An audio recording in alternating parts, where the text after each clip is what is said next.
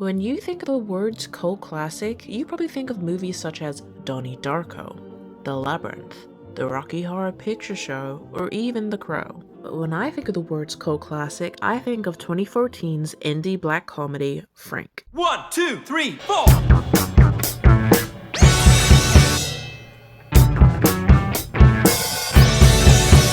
Thank you. Do you think the world is ready for you? Oh blimey, I nearly fell off then. Frank Sidebottom was the comedic alter ego of English musician Chris Seavey. Frank was first featured in 1984 on an untitled EP by The Freshies, Seavey's band during the time.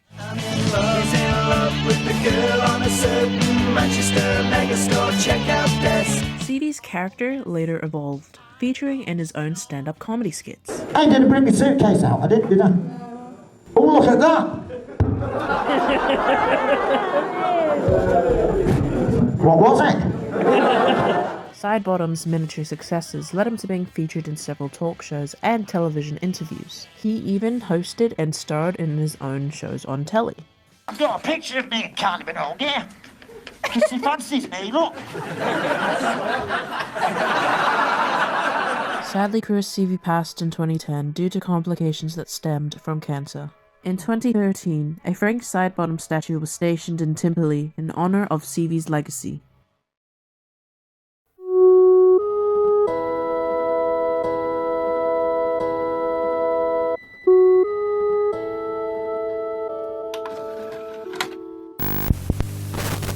Random disclaimer. It is to be noted that Frank Sidebottom and Michael Fassbender's character Frank are two completely separate entities. Frank the movie is in no way a biopic. Thanks. Endless rolling waves. The film opens with John Burroughs, a mediocre musician. But the catch is, he's really shit at music. I dream of an angel up there to take. Hang on. Wait. Fuck. He works a dead-end job, bro literally has 14 followers on Twitter, and he also lives with his parents, period. Before I forget it. Overall, John is a clear representation of a token suburban man. He is also British. John the next day encounters Don, the manager of the Sarumpaphobes, after witnessing their keyboardist, Lucas, trying to remove himself. Casually, John mentions he plays keyboard, and out of desperation, Don hires him as a replacement for the gig. Stage door, 9 p.m. tonight. And thus ended like this.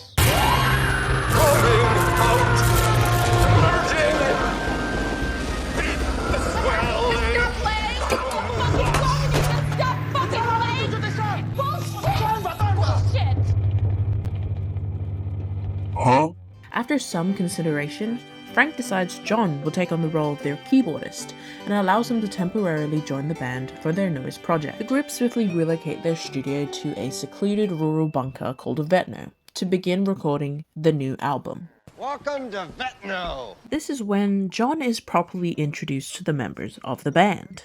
Frank, Welcoming smile. the eccentric, multi-talented lead vocalist of the Sarumpaphobes, who is never really seen without his papier-mâché head. Flattered grin, followed by a bashful half smile. Clara, I find you disgusting. a hot-headed femme fatale who acts as the theremin and synth player in the group.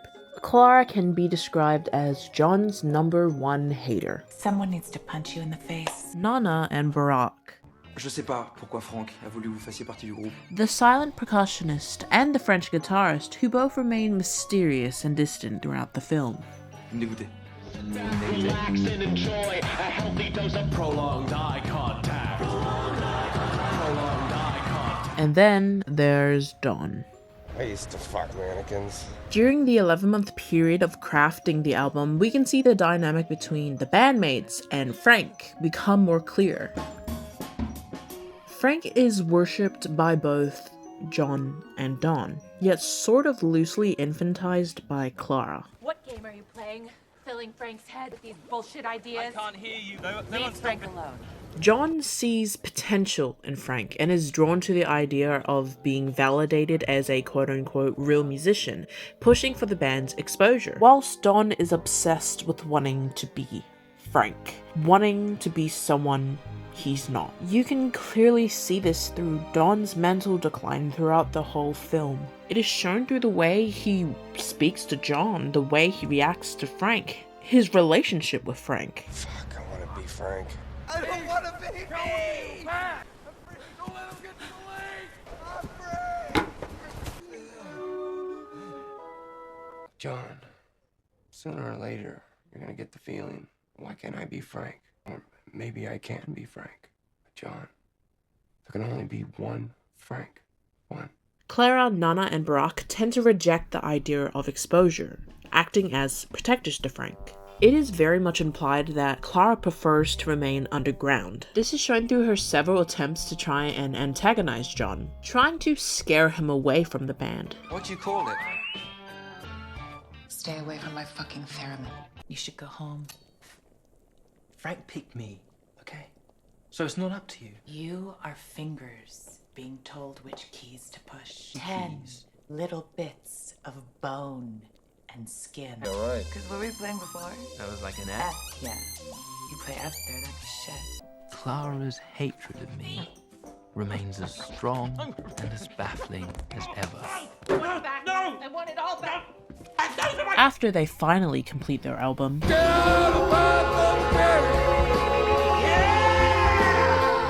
Frank is found dead.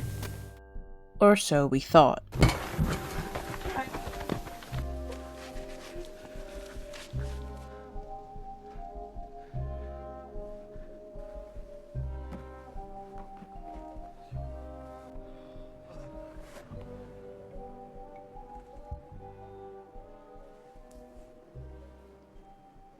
After Don's abrupt passing, the band soon discovers they have a small cult following, courtesy of John's documentation of the band's sessions on YouTube and Twitter. 23751 people are interested in us.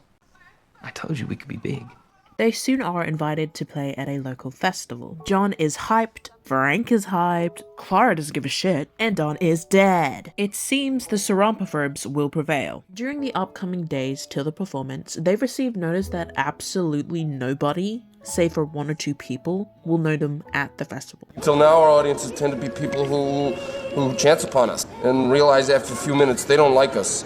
I mean, we know who you are, Simone. I mean, we found you, but the audience won't have heard of you yet. They do not know and love us. But more than 23,700 people watched us on YouTube.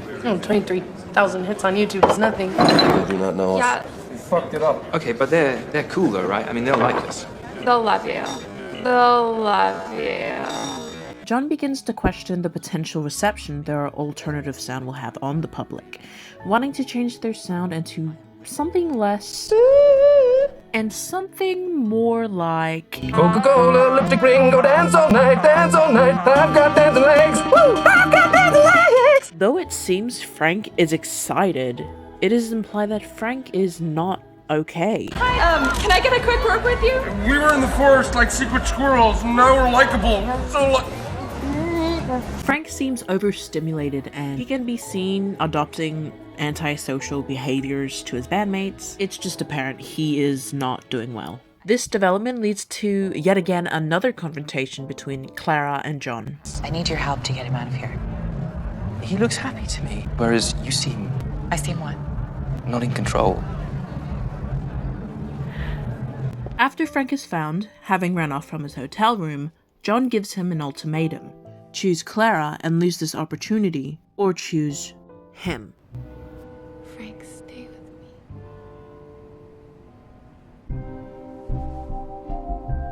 Thank God.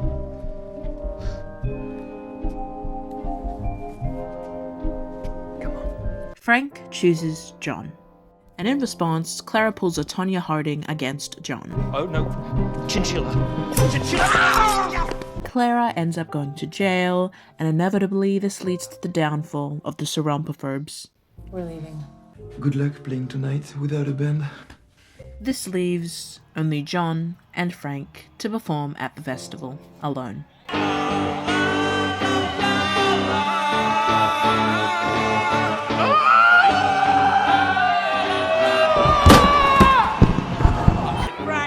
Frank, come on!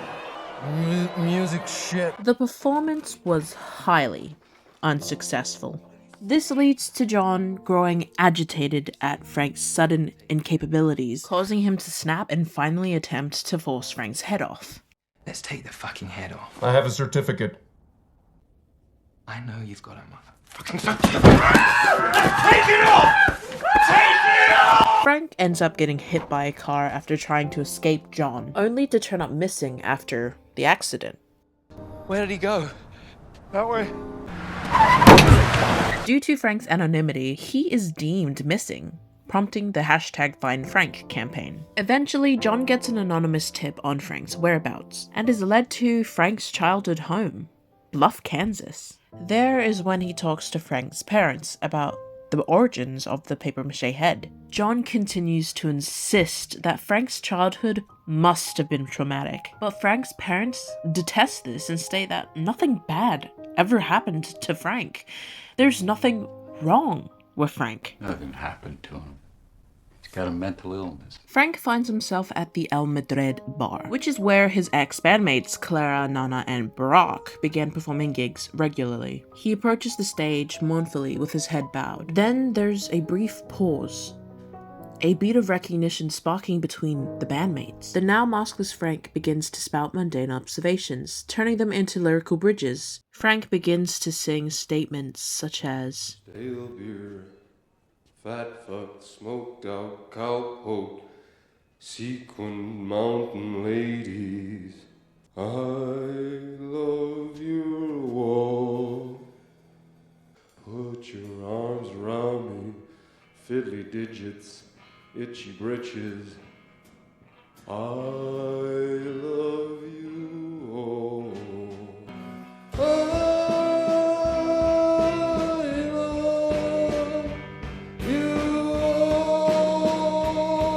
In my opinion, this entire scene is important. The song I Love You All symbolizes Frank's apology and love letter to his band, his family, the Sarumpafurbs.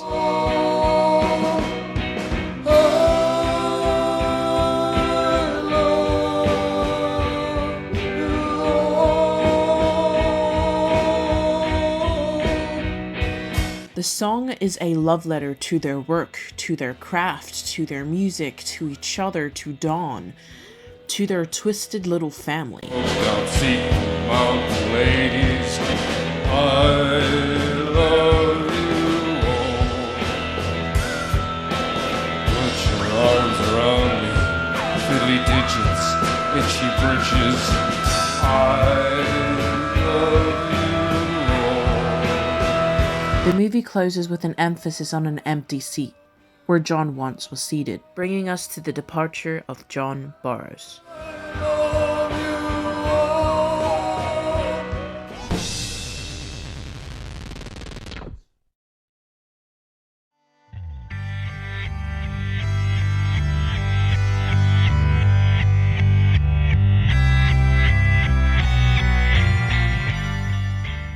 Do I have a clear view on what Frank is actually about? But can I theorize? Lemon on the chain with the V cut. I think Frank is about finding your people. Let the ambitious be ambitious. Let them trample over everything you've built. But when you find the right people, they will help you rebuild your empire. But truthfully, I absolutely love Frank, if you couldn't tell. Frank is the type of movie you'd probably watch once and never again if you're normal, but I've watched this religiously. Not only is the soundtrack absolutely delicious, but the atmosphere of this movie is absolutely addictive. Whether it's the dark comedy, to the cringy moments, or the serious touching moments, I am in love with Frank. The plot is funny, the jokes land, the casting is perfect, and the music makes me want to live, laugh, love. Lady in the red coat, what you doing with that bag? Also, can we talk about their marketing promos for Frank? They had their own Instagram account where they posted exclusive content for Frank. They also promoted the #FindFrank campaign, which was featured in the movie during John's manhunt. This also allowed for fan interaction. For example, fans could go to specific locations to find Frank and find little Easter eggs, and even win prizes. They even released released an official DIY tutorial on their YouTube page, in which showed you how to make your own Frank head. Mine didn't turn out so great. Hello darkness, my old friend. Overall, a very successful and creative way to promote Frank. Limited, but thankfully not scarce, they also released a few merchandise, in which I flocked to. I actually bought the Frank soundtrack on vinyl. It came in this rose pink color, it came with the A and B side, it had all the songs from the film except Ginger Crouton, which freaking stinks. I also recently bought Frank on DVD, which was surprisingly hard to get in a pristine condition here in Australia. I bought one on eBay and tried my luck, but unfortunately, the movie skipped several times. Overall, Frank 2014 is one of the best indie films I've seen in a while.